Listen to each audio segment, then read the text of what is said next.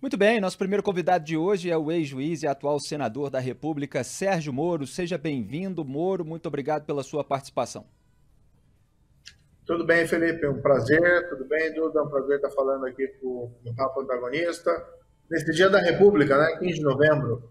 Exatamente. Falta construir ainda essa República inteiramente, mas vamos reconhecer que essa é uma empreitada demorada e coletiva. Exatamente. Aliás, eu estava relendo alguns artigos meus que citavam Lima Barreto e ele, lá há mais de 100 anos, ele já apontava na raiz a República como um regime da corrupção. Ele que era saudoso do Império, foi um visionário nesse sentido, porque a corrupção tem engraçado nesse país, como o senhor tem apontado. Agora, vamos começar pela pauta da segurança pública. O senhor fez vários vídeos, várias postagens nos últimos dias, na esteira daquele acontecimento que foi o assassinato de um delator do PCC no aeroporto de Guarulhos, sobre a segurança pública durante os governos do PT. A gente está aí no quinto mandato do PT, o terceiro do Lula, e a gente não vê uma política pública sendo instalada. Muitas vezes se tem aquela discussão, é responsabilidade federal, é responsabilidade estadual, e tem alguns petistas nas redes sociais que falam, é responsabilidade estadual. E quando a gente vai ver o governo do PT no estado da Bahia, por exemplo, também é terrível em matéria de segurança pública, várias cidades entre as mais violentas do país. Mas é claro que nesse território continental, com entrada de armas, de drogas, existe uma responsabilidade do governo federal. O que o senhor viu o governo Lula fazer nesses 2 anos do quinto mandato a respeito desse tema?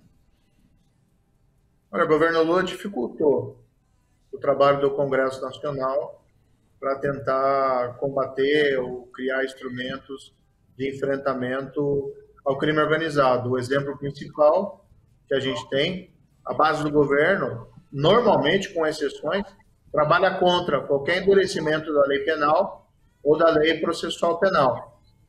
Tivemos o caso lá do projeto de lei do fim das saidinhas, que não tinha só isso no projeto, tinha outras coisas.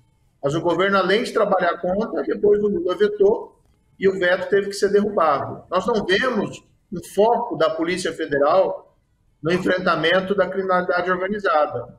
Acho que o foco que a gente ouve de operações da Polícia Federal hoje em dia é apenas relacionado àquele 8 de janeiro, né, ou fatos, às vezes, ali correlatos a esse incidente.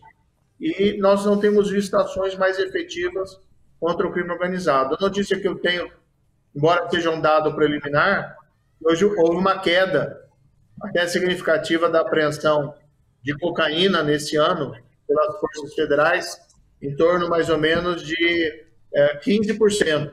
Claro que o ano ainda não acabou, esse é um comparativo em relação ao ano passado, mas bem ilustra para onde nós estamos indo. Mas, finalmente, né, aprovamos o requerimento na Comissão de Segurança Pública, meu requerimento para ouvir o ministro Lewandowski. Ele se comprometeu a comparecer no dia 3 de dezembro para nós podermos cobrar. Afinal de contas, quais são as políticas do governo em relação ao crime organizado? Esse fato lá em Guarulhos, no fundo, é ilustrativo da escalada do crime organizado no país. Senador, em relação à sua gestão no Ministério da Justiça e Segurança Pública, o senhor muitas vezes fala da transferência de criminosos de alta periculosidade para presídios federais de segurança máxima. Que medidas, outras medidas, poderiam ter algum tipo de continuidade e aprofundamento durante esse governo Lula para que as facções criminosas não fiquem tão poderosas assim como a gente vê o caso do PCC? Bem, acho que eu sou o único ministro da Justiça que foi ameaçado, né? Tem descoberto um plano de atentado do PCC, o que bem revela que nós fomos efetivos. Fizemos aquela transferência, veja, não se fazia aquilo desde 2006, quando deveria ter sido feito, mas nós mudamos também o regime de visitação dos presídios federais. Acabamos com qualquer comunicação externa não monitorada. Isso impacta muito a possibilidade daquelas lideranças criminosas comandarem o crime de dentro dos presídios. Isso que incomodou mais, a meu ver, essas organizações criminosas. Montamos operações para ir para cima, né? O segundo do PCC, que era a única pessoa que estava solta daquelas lideranças que nós isolamos do Presídio Federal, foi preso durante a minha gestão, uma operação da Polícia Federal, com cooperação internacional, que levou à prisão desse indivíduo lá em Moçambique.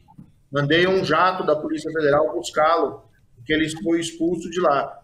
A ideia que nós tínhamos naquela época, Felipe, era criar forças-tarefas dentro da Polícia Federal para ir para cima do crime organizado. Houve um crescimento da apreensão de drogas no país naquele período, um crescimento até exponencial. Para ter uma ideia aqui, de 2018 para 2019, teve um crescimento de apreensão de cocaína de cerca de 92%. Foi uma quantidade assim expressiva, são dados oficiais pelas forças federais. E aparentemente hoje não se vê, né? Não se vê um enfraquecimento do enfrentamento pela Polícia Federal desse tipo de criminalidade. Aprovei no Congresso, não pude aprovar tudo o que eu queria, mandei aquele pacote anticrime, algumas coisas foram até desvirtuadas, mas uma coisa que nós conseguimos colocar, tanto na lei antidrogas como no Código Penal, é o chamado confisco alargado, que permite, em casos de criminosos profissionais, como do crime organizado, traficante de drogas, o confisco do patrimônio integral do condenado. Sendo ele condenado, a não ser que ele demonstre que o patrimônio dele tem origem lícita, toda a diferença entre os rendimentos lícitos que ele puder comprovar e o que ele tem, acabam sendo confiscados ou perdidos. E aí a gente atinge o crime organizado no bolso. O que o governo federal deveria estar fazendo? Primeiro, promovendo o endurecimento da lei penal e processual penal. Essa é a estratégia necessária. Acabar, por exemplo, com a progressão de regime de lideranças criminosas aqui no país. Do outro lado, implementar essas políticas de confisco. E não ficar passando a mão esse discurso do governo federal que o criminoso é um coitadinho, uma vítima da sociedade. Os documentos que aparecem do Ministério da Justiça falam que o problema do Brasil é o encarceramento excessivo, o que é falso, não é isso, é errado. Políticas de desencarceramento só vão prejudicar a situação. Certo, senador. Duda Teixeira tem uma pergunta para o senhor. Diga, Duda. Senador, esse projeto de segurança pública que o governo federal apresentou teve muita resistência dos governadores estaduais. O senhor vê que eles têm razão nessa resistência ou é uma questão mais de disputa do poder? Creio que eles têm razão. Eu tenho sido um crítico. A meu ver, essa PEC é uma cortina de fumaça por vários motivos. Uma das justificativas é colocar a Polícia Federal para combater o crime organizado. Como se ela não pudesse. Não existe uma organização criminosa no país relevante que não esteja envolvida em tráfico internacional de drogas. Inclusive, é a principal atividade na maioria delas. O tráfico internacional de drogas é atribuição da Polícia Federal. Então, basta querer. O problema é que a Polícia Federal hoje está focada em quê? Em policiar a internet, em combater crime de opinião contra o presidente da República e atuar contra os envolvidos lá no 8 de janeiro. E aí começa a faltar força, começa a faltar perna para enfrentar o crime organizado. Claro que a gente tem muita gente boa na Polícia Federal, temos policiais dedicados, tem muita gente que ainda consegue fazer um trabalho ali, mas o todo, já que ela não está focada nessa atividade, está comprometido. Além desse quadro de impunidade geral no país, que acaba também desestimulando todo mundo. Esses dias eu fiz uma crítica pública, né? Caso que ficou aí conhecido pela imprensa, um caminhoneiro levando 830 quilos de cocaína no caminhão, ele é preso pela polícia e aí o juiz coloca em liberdade. Na segunda instância, essa decisão do juiz é revista e ele é preso e vai no STJ por uma decisão monocrática, se coloca em liberdade, sob o argumento, esse indivíduo não tem antecedentes criminais, é um mula. Olha, eu não conheço uma organização criminosa que colocaria 830 quilos de cocaína, que é um tesouro, uma fortuna, né, isso colocado no mercado, nas mãos de alguém que não tivesse um vínculo com a organização. Então está faltando uma conexão maior com a realidade, tanto do governo Lula, né, como, de certa maneira, de parte do judiciário que acaba sendo contaminado por essa visão ingênua da nossa realidade. Ou se enfrenta o crime organizado para valer e passa aí pelo endurecimento, sem bang-bang, né? Não estou falando aqui em sair atirando, não, mas é com inteligência, com operação, com prisão das lideranças, isolamento das lideranças e confisco do patrimônio. Agora, todo mundo envolvido numa organização criminosa tem que ser apenado. Não existe essa história do traficante isolado aí que não tem uma relação com a organização. A cadeia de drogas é uma cadeia de fornecimento. Essa PEC parte das premissas erradas e não enfrenta o problema.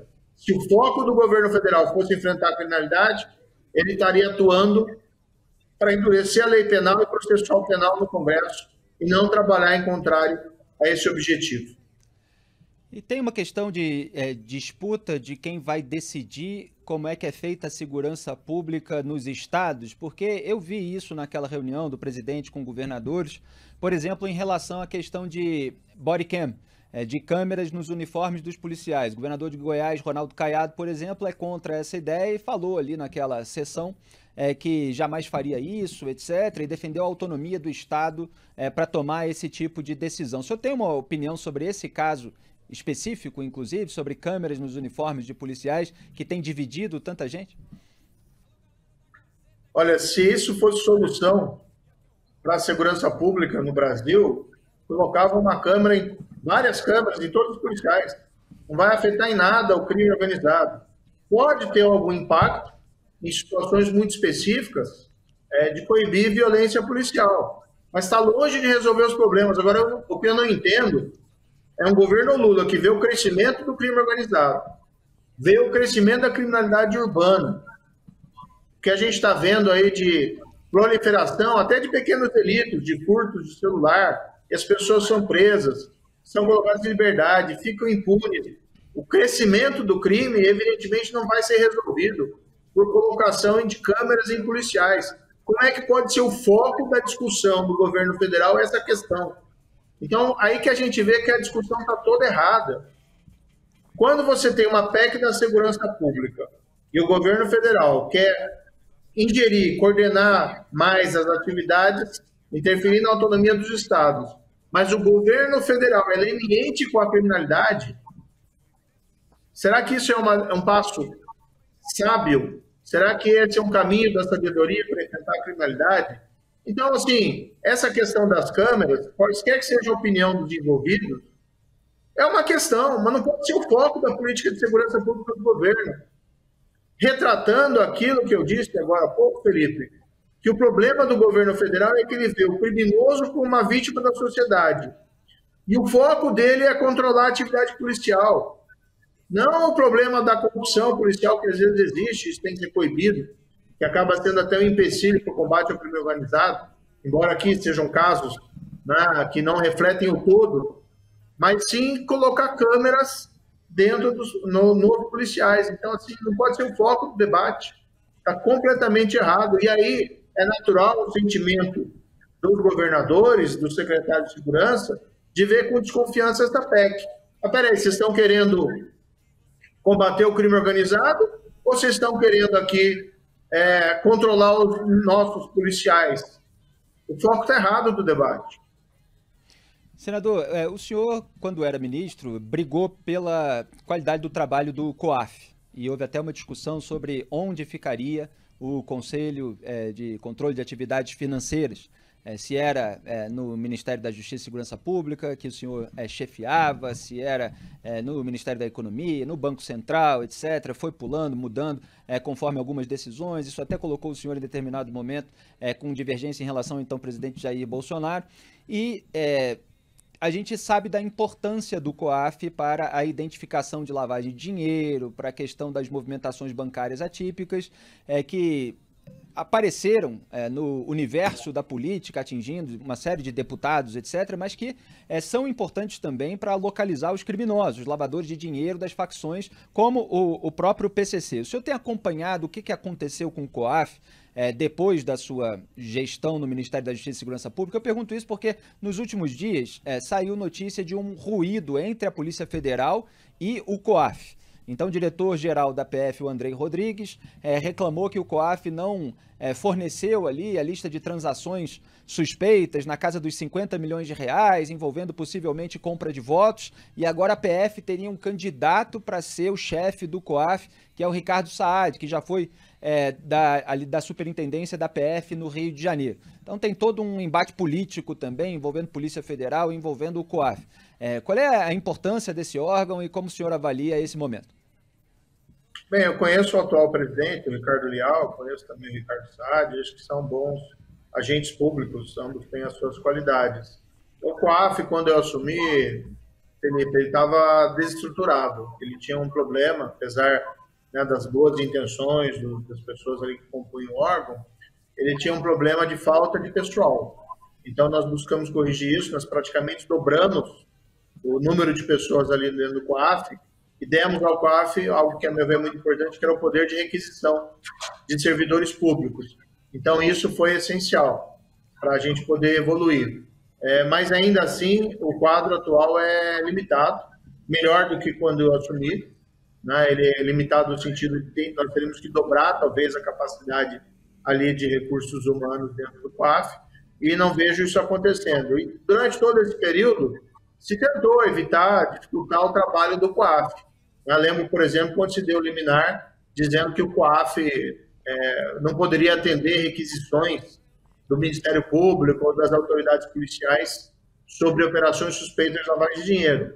Graças a Deus, essa liminar caiu, depois houve mais alguns questionamentos, mas volta e meia aparece essa história, tentativas aí de evitar que o COAF faça o seu trabalho, e o recado é o seguinte, olha, quando se quer fazer isso, às vezes para evitar a investigação por corrupção,